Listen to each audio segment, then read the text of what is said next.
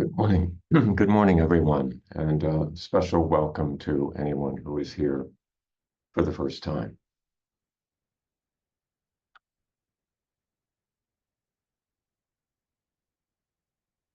We've been discussing over the last several months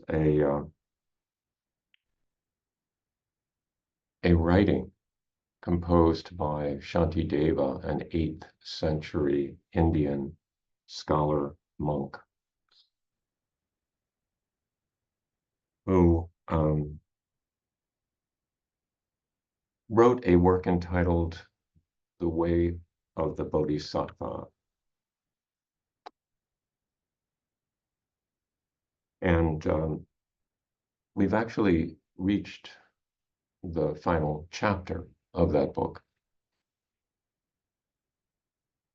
The book describes, basically it's structured in terms of virtues to cultivate along the Bodhisattva path. And what is a Bodhisattva? But someone who aspires to the Buddha's realization, not simply for one's own benefit, but for the benefit of all beings, to allow one to function more beneficially in society, in this world.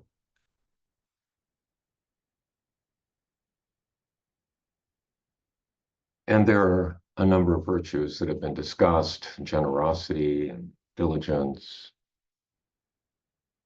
meditative concentration,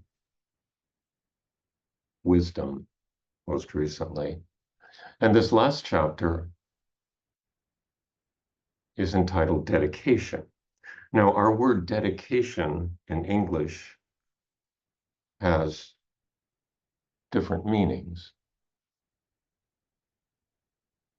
It can be used as a page in a book at the beginning, usually, where the author has a dedication for some person or persons, place or things or ideal, either offering gratitude or honor or in memory of.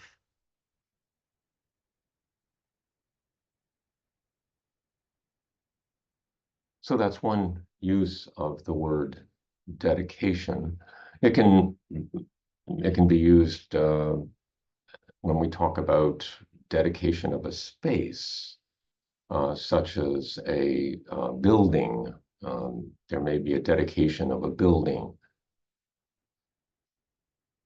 There may be a dedication of a temple to consecrate the space, to make it sacred. And dedication can be used as a virtue, a personal virtue. Someone has dedication, they're committed, they're expressing diligence in their commitment.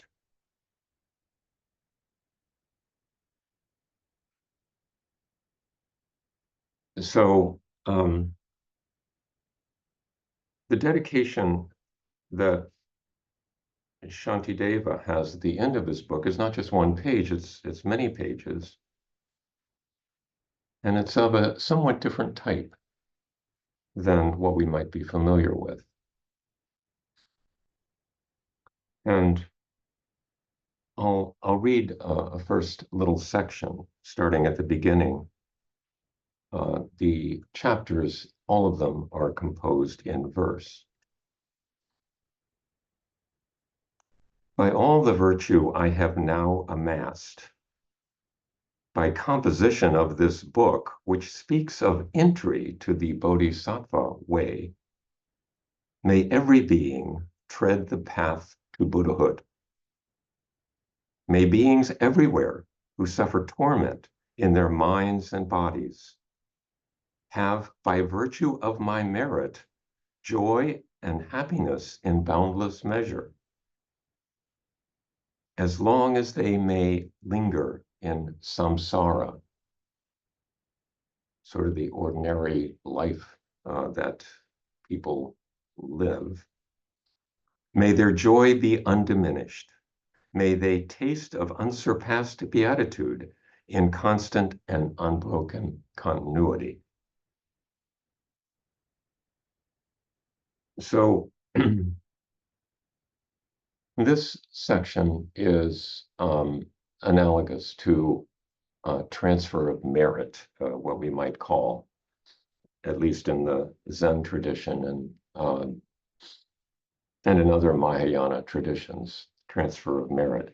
Now, in early Buddhism, merit was conceived as something that you could accumulate by essentially good deeds, by acts of charity. You could accumulate merit. And with sufficient accumulation, it would improve your situation in this life and in future lives. In the Mahayana tradition, they're a bit more playful about the notion of merit. They essentially give it away. For instance, in Soto Zen temples, there is a chant often at the end of the ceremony after the other chanting and meditation and bowing, etc., associated with the ceremony. There's a chant called the Transfer of Merit chant that goes something like this in translation. May this merit be extended to all, and may we, together with all beings, realize the awakened way. And I think part of the motivation for this of this transfer of merit, is that there's something kind of seemingly egoistic about stockpiling goodness by doing good deeds so that you can better position yourself in future lives. There's something that doesn't quite ring Buddhistic about that. So in Mahayana traditions, the merit is transferred, given away.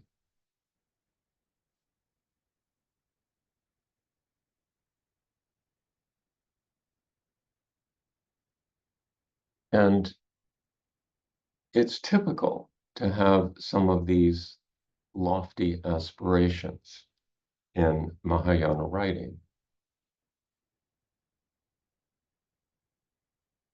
So that may every being tread the path to Buddhahood, everyone. Now, when we're talking about Buddhahood there, are we just talking about trying to convert everyone into a Buddhist? Absolutely not. After all, the Buddha was not a Buddhist. The Buddha was a human being who, at a certain point in his life, had a realization about the human condition that was truly liberating for him. And he sought to share it by trying to express it in various ways throughout the remainder of his life. Some of the ways he expressed this realization were along the lines of some observations about the nature of our relationship to things and phenomena. And he observed that the things that we desire, the things that we seek, go after, the things that we seek in an effort to achieve satisfaction are inherently unsatisfactory. They tend to fail us every time. And that life is associated with certain inevitable difficulties. Old age, sickness, death, being separated from those we love, association with those we don't love, not getting what we want.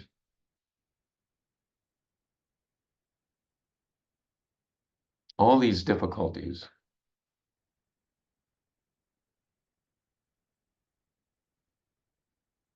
And that this gives rise to suffering. And the relief of suffering is not out there. The relief of suffering is in here. And then he went on to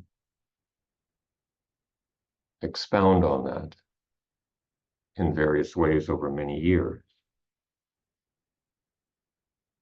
He observed also that the self, what we consider our self, is not what we think it is. There's a tendency to think about the self as like a little pilot that's located somewhere in your head that directs what you do, that accumulates experiences and operates more or less like the captain of the ship.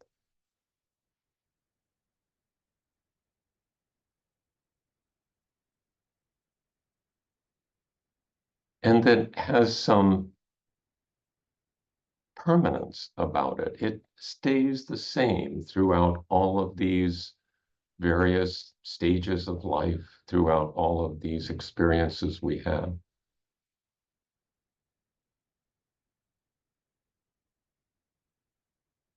But the Buddha observed that really that wasn't the way things were. That everything seems to be in flux, moving around, constantly changing. And we are part of that flux, not separate.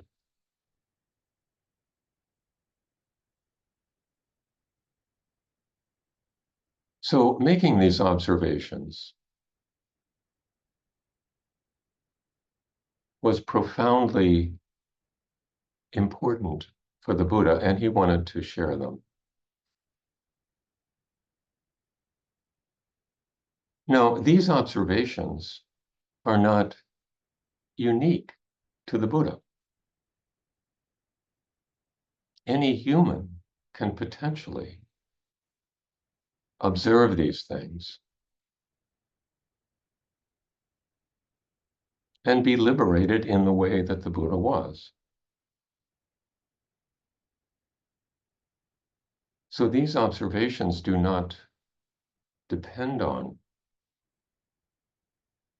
Buddhist liturgy or symbols or history.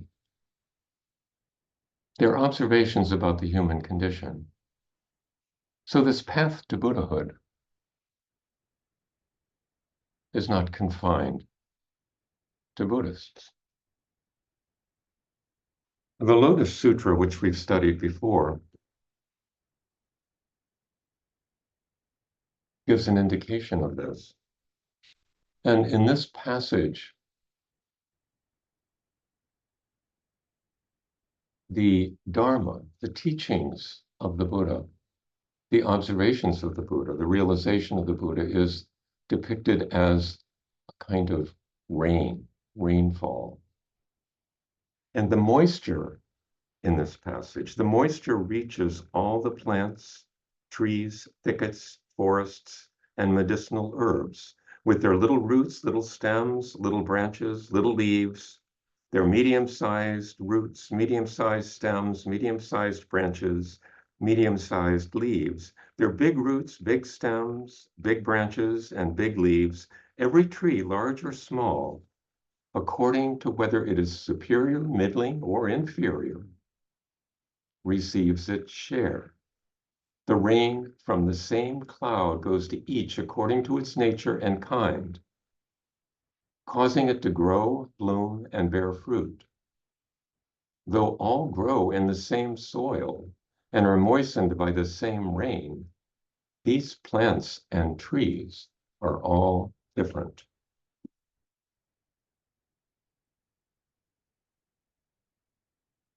So the Buddha expressed his realization in one way, but there are an infinite number of ways to express that realization.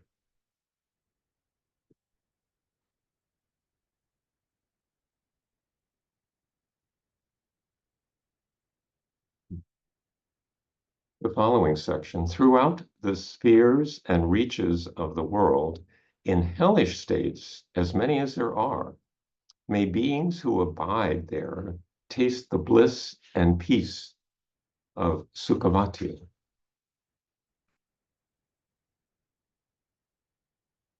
May those caught in the freezing ice be warmed, and from great clouds of Bodhisattvas torrents rain in boundless streams to cool those burning in infernal fires. May forests where the leaves are blades and swords become sweet groves and pleasant woodland glades, and may the trees in miracles appear, supplanting those upon the hill of Shamali. And may the very pits of hell be sweet with fragrant pools, all perfumed with the scent of lotuses, and lovely with the cries of swan and goose and waterfowl so pleasing to the ear. May fiery coals turn into heaps of jewels, the burning ground become an even crystal floor. May crushing hills become sublime abodes, offering temples, dwellings of the Buddhas. May the hail of weapons, lava, fiery stones become henceforth a rain of flowers, and all the mutual woundings with sharp blades be now a rain of flowers thrown in play. So it's curious that after sort of a more universal wish for all beings to come to realization,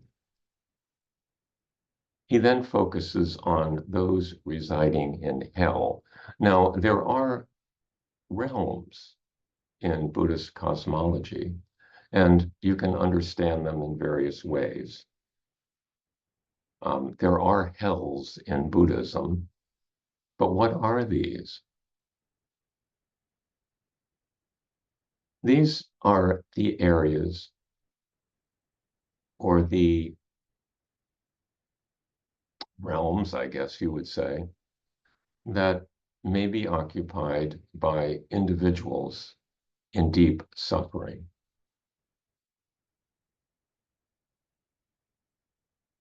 And in particular, occupied by those in deep suffering due to past actions that were harmful or unskillful or unwholesome.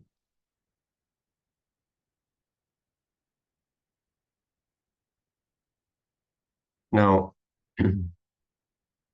this relationship between unwholesome or unskillful actions, harmful actions, and consequences is sometimes depicted as sort of a one-to-one relationship.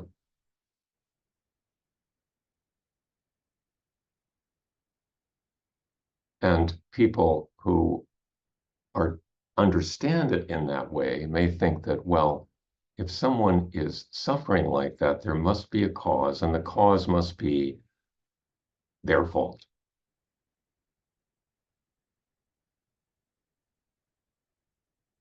I think this is a naive interpretation.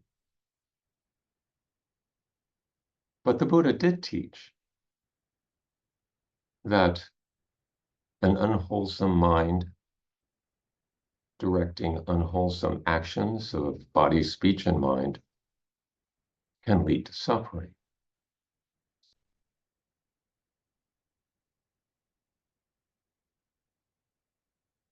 So Shantideva in these passages is talking about going to the hell realms where these individuals reside and offering them whatever comfort and support he can. This would be in contrast to a frame of mind that would say, well, these individuals are sort of there by their own doings and they are getting what they deserve.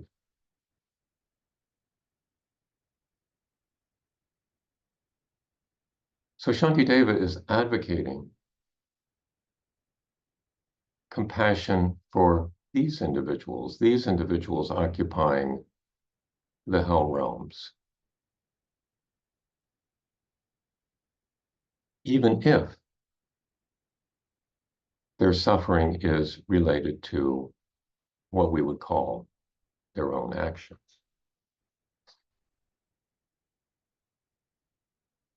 And the fact that he's going there first emphasizes that he considers this important.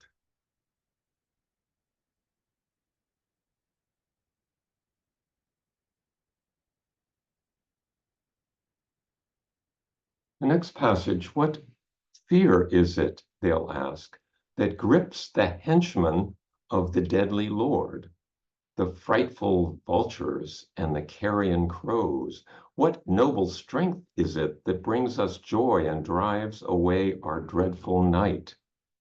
And looking skyward, they will see the shining form of Vajrapani, and then may their sins be quenched in joy, and may they go to him. And when they see the seething lava flood of hell extinguished in a rain of blossoms, drenched in fragrant streams, at once fulfilled in bliss, they'll ask, how can this be? And may then the denizens of hell behold the one who holds the lotus. So we need to talk a little bit about who these characters are. Both Vajrapani and the one who holds the lotus, who in this case is Avalokiteshvara, are mythical bodhisattvas, mythical beings. And they're there to help us. Vajrapani is often depicted holding a lightning bolt and represents the power of the Dharma, the power of the Buddha's realization. And Avalokiteshvara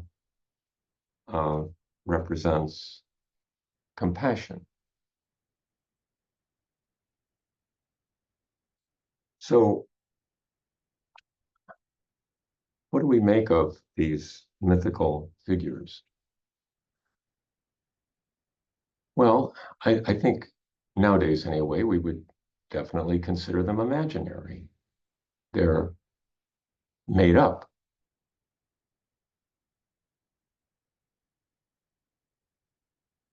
But the imagination is very powerful. The imagination drives people in various ways. The imagination sends people to war.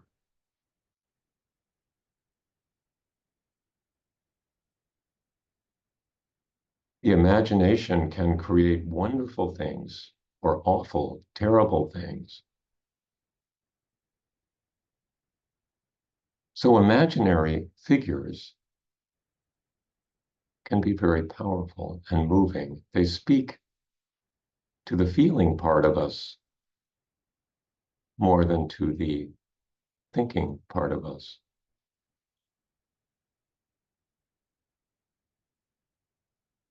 So the character of these mythical figures is critical.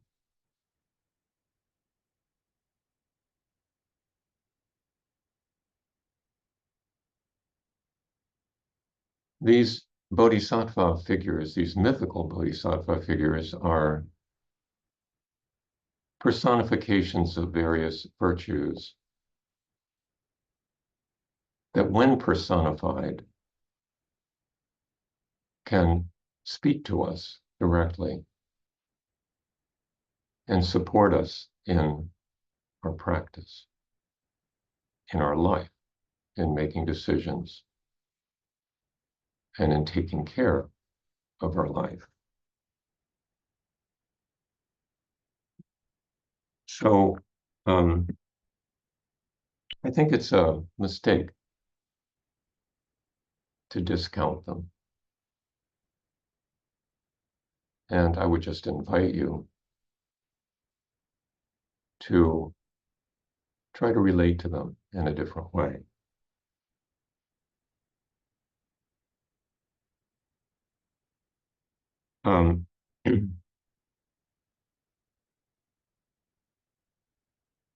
Actually, I was thinking that I would just spend one session on this chapter, but I see that I have spoken long enough already.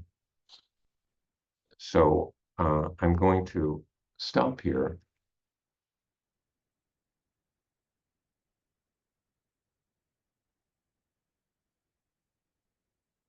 But I would like to leave you with a couple questions. These dedications, how do we view them? All this, may all beings be saved.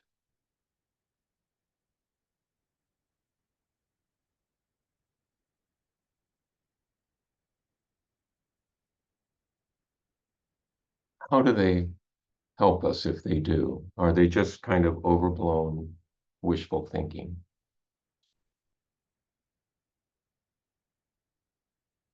And I would also leave with the question of, is being a bodhisattva, as we've talked about it, is it exhausting? Or is it enlivening? Or can it be both?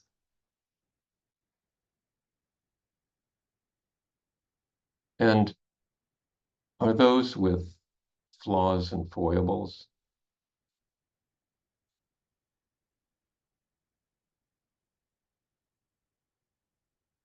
I'm going to take the liberty of saying, like ourselves, do we qualify to be bodhisattvas? So we'll end there and live and go into breakout rooms.